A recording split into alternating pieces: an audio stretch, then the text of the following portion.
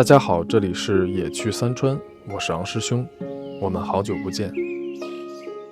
我在玻璃密封罐里做了一个植物微景观，改造了瓶塞子，让它成为一盏台灯。上面的台灯只在需要时开启，所以我为下面的景观单独安排了一个补光照明，通过智能开关定时开启或关闭。瓶子底部直径17.5厘米，内高约26厘米，是个微小的空间。构思的时候，我想塑造一个山谷幽静，呈现草木繁盛的自然野趣。在结构设计上，要尽可能利用空间的立面，延伸视觉层次，充分呈现植物的纹理和细节。右侧的坡面是景观主体区域，坡下的溪水从远方流向近处，好像汇入了一条更大的河流。一棵苍老的古树生长在山坡下，树根抱住山脚巨石，枝干悬于溪水之上。让我们快速过一下这个微景的制作过程吧。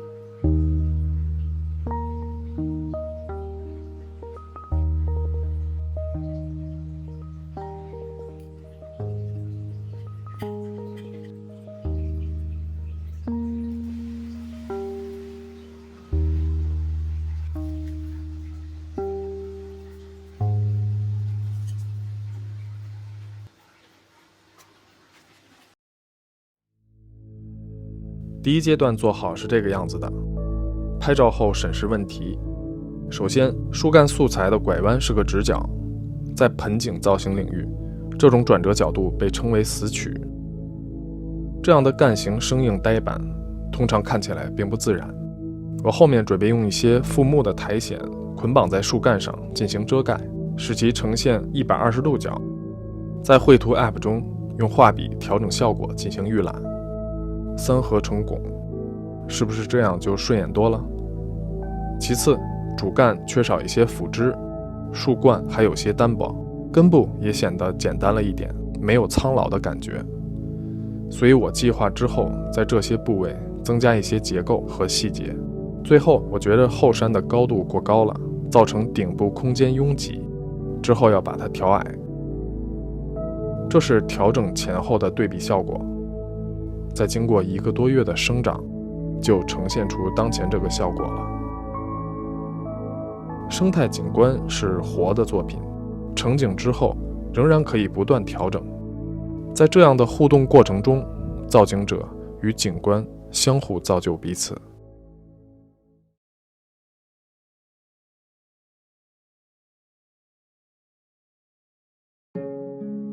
微景观是随着人造玻璃容器的发明应用而来。最初用玻璃罩子或罐子承载植物来观测其生长，之后发展中融入景观搭配意识，形成了小空间中浓缩的生态世界。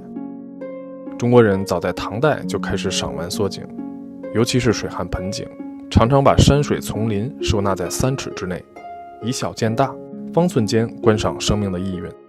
近现代，前辈们将古典艺术的手法应用在玻璃缸或陶罐中，远现高山飞瀑，近可林渊细鱼，形成了别具东亚风格的赏玩情绪。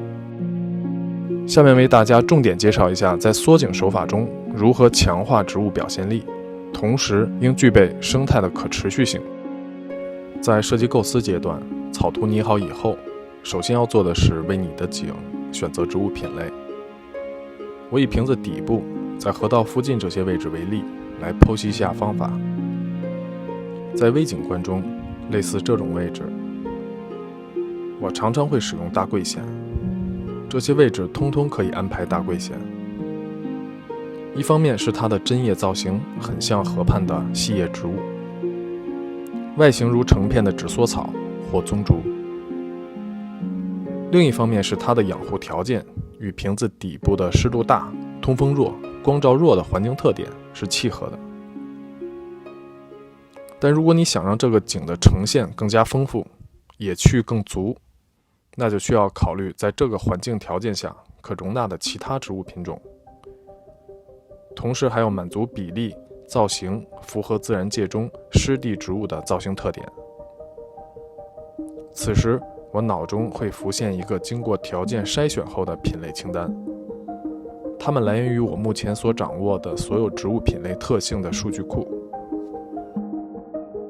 这个清单中包括超迷你岩桐、迷你型辣椒榕、南美迷你兰花、魔蕨科的蕨类、小型蛇蕨、小型风豆草，还有各类苔藓。如图每个品类我都标记了它们的生境要求、外形特点，就不一一讲述了。想了解和记录的同学们可以截屏。最后选哪个不选哪个，就看货源是否充足以及价格因素了。因为这个瓶子以瓶塞作为灯座，属于半封闭式，空气流通较弱，光照也略暗，所以在这个清单内我排除了一些对光照和通风需求偏高的植物，它们都是微景观可用的品类。最后针对瓶底这块区域，我选择了超迷你岩桐、辣椒榕、假麦蕨、大桂藓、毛灯藓和马来小型风豆草。有些符合条件的品类落选，主要是因为它们的侵略性过强。在微小的容器中，所有走茎类的植物都需要谨慎，比如灰藓、泽藓、小叶碧丽和小叶冷水花。此外，我们通过浓缩模拟自然景观，也要考虑目标场景的物象法则，从而规划种植位。比如用大桂藓的针叶造型去模拟纸梭草、梭草科植物，通常在阳光强烈的地方，所以安排大桂藓的时候，也要安排在微景中比较敞亮的位置，把它放在阴暗处就不够合理。在可持续运行的生态景观里，自然条件先行，物象规律其次，然后考量物种之间的竞争、和谐，最后才是人们可发挥的那一点形式感。造景者对植物品类、数量、特性的掌握程度越高，它的创作空间才会越大。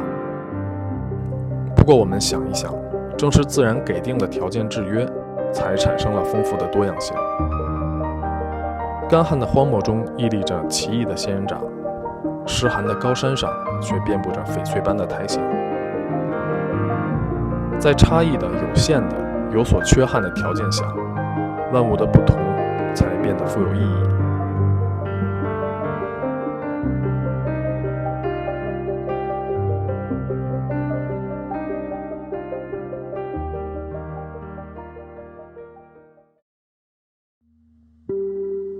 完成选品之后，要根据景观的远近关系来安放植物。景观的近端可以用低矮的植物模拟自然中我们脚下的地被植物，它们需要相对低矮，但不要过于微小。因为透视原理，物体离你越近，在视野中越大。我把超迷你岩桐和辣椒榕都安排在近景，因为它们的叶片要比苔藓的叶片大得多，细节也更多。景观的中景或者说视觉焦点区域，可以用相对高大、姿态强烈的、纹理丰富的内容作为观赏主角。我从材料库里找出一根小枯木干，让它斜生于山坡侧壁，在后方种上了铁线蕨。这个小品种叫森林迷雾，藏在木干后，枝叶向前探出，叶片繁多而娇小，与树干、须根结合在一起，酷似一棵西边的古树。树干旁边是小型风豆草，叶片纹理丰富，质感细腻。树下是魔蕨和大桂藓。景观的背景，我只用了苔藓类植物，颗粒度会比较小，把背景推远。真实自然中，即便是远景，它仍然遍布着丰富的植物，所以为了避免单调，我用了几种不同的苔藓，一种颜色偏深的小型树藓来打底，让背景整体暗下去。孔雀藓点缀在其中，它们的造型特点可以模拟山林中凸显出来的乔木。背景中最顶端最远的地方，也是基质较干、空气也相对较干的位置，我安排了比较耐干的东亚缩叶藓。背景中稍近一些的位置，用凤尾藓、孔雀藓、白发藓。需要采用不同形态和比例的植物来塑造景深的过渡。它们还必须安排在相对合理的生态位，与瓶内的光照、通风水平匹配起来，这样才能够持久生长。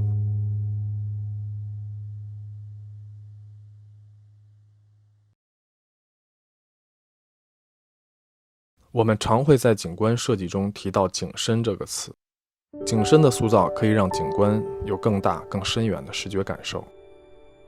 其实它涉及到心理学领域中一些相关的概念和理论，例如视角效应、自我超越等。它们在心理学中已有广泛的研究和讨论。当我们身处视野广阔空间环境时，比如海边或山巅，感受自然造化的宽广与深远，会感到自己很渺小，并且周围的环境看起来非常大。这种视角强化了自我与外界的尺度差距，影响人类的行为和情绪。人们在这样的环境中会更加谦虚和平静。当人们身处自然之中时，发觉自身的烦恼和焦虑有了弱化，因为与这种宽广的自然相比，我们的问题和烦恼似乎微不足道。这种感觉常常会帮助人们减轻压力，释放焦虑和紧张情绪。即便是室内景观，甚至是小小的微景观，当你视线聚焦在它里面，它所传达的深远和广阔，同样可以让你获得视角效应。当我们将自己的视野从狭窄的个人经验中扩展到更广泛的人生意义和价值认知时，我们可以发现更丰富、更深层次的人生经验，所谓心理学中的自我超越。这种视野的拓展，就像利用景深、利用层次、错落的植物生境，获得更广阔的时空景象。观赏者在景观中可以体会到更多生动的细节，并且随时间的发展富有更多的动态表现。中国古人讲三远，山水造园中的三远和一步一景。艺术家运用框景、漏景、加景、障景等手段，通过尺度变换和遮挡来表现深度和距离感，还在植物选品上考虑到季节变化带来的时空体验。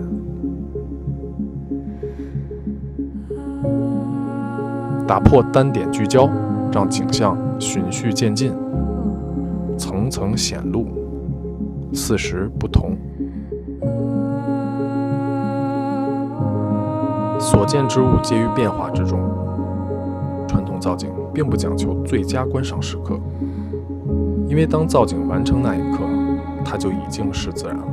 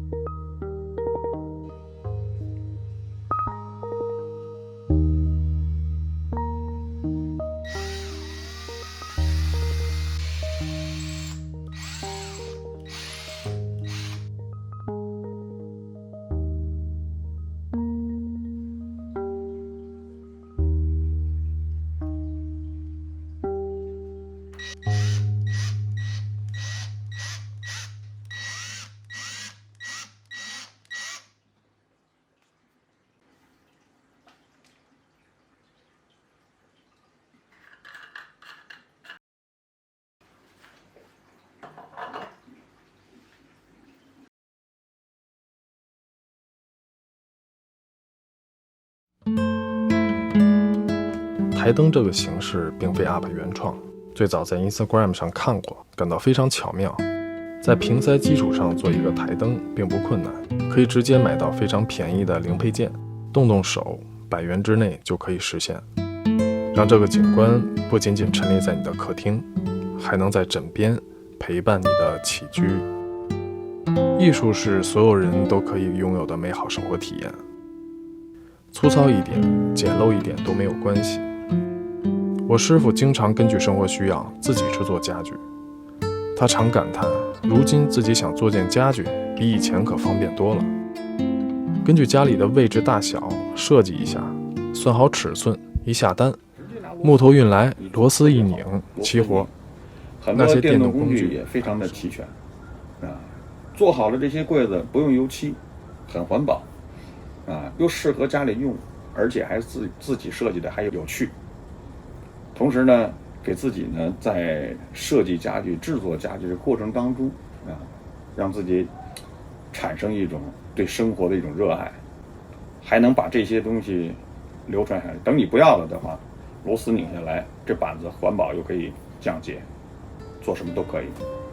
一个人的生活情趣就来自于在这个家庭里头，未必需要花很多钱去买价值几万块钱的东西。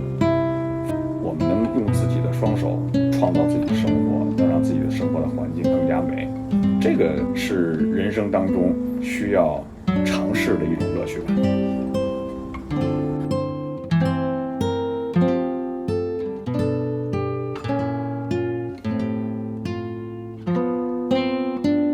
好了，这期就聊到这儿，视频不短，感谢各位观看至此，希望这些内容对大家有所帮助。对文稿内容感兴趣的同学，可以移步阅览我的专栏文章。我们下期见。